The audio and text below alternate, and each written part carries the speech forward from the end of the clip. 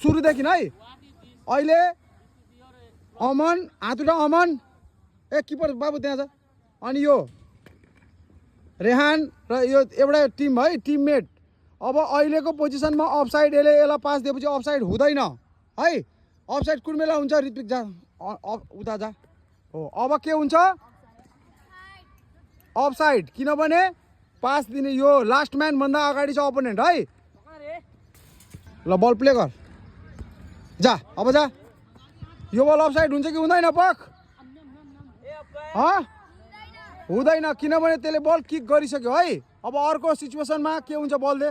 सुन कुनै कुनै सिचुएसनमा के हुन्छ खेलाडी फास्ट हुन्छ बल स्लो हुन्छ त्यति बेला अफसाइड हुन्छ कि हुँदैन स्लो फ्याक्ट त बल त चाँडै जा फजा ऋत्विक जा हो अब यो बल यसले लिएपछि अफसाइड हुन्छ कि हुँदैन